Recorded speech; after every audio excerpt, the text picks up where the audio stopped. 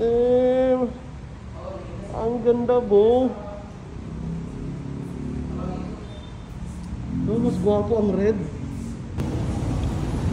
Nakita rin ang ating landas. Dami yung pakiramdam na yung dream bike mo, dito na sa harapan. Woo! Grabe, bo, ang ganda. Oh my.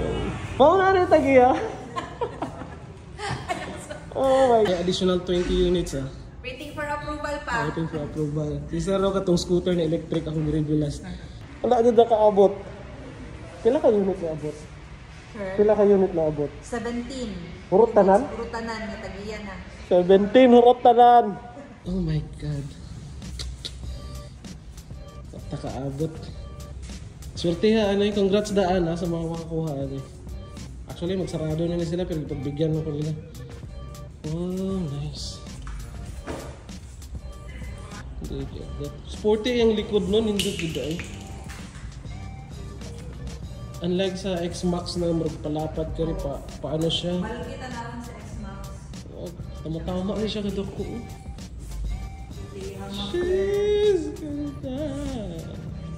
Damn. Ang ganda, bo. Oh, mas gwapo ang red. Gwapo yung pagka-red, sir. Nice yung pagka-red daw. Look at that. Sheesh. Gani, di na mo kailangan mag-ilis kung di man lang kahilig o saba nga ano. Pero wala na ba kailangan i-ilis ano na ano siya. Handguard. Sir Muammar Birwar, taga Cotabato. Congrats. Grabe, wala ko yung masulte. Pero teka nindot. Tan-awar agad from the side accent, bulky. Wala yun siya ipagamay nga XADV. Diba tapos ang iyang tail light. Ano ni mo maingon ng sporty guys, yeah. Dako dito siya ko U-box. Doa ka full face helmet, kasya. Ang presyo 312k. Gwapo kayong pagka-red. Araw, glossy.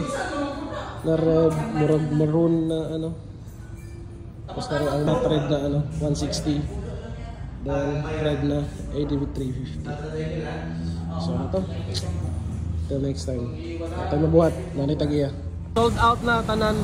17 kabuk ni abot today. There is a Honda Big Bike General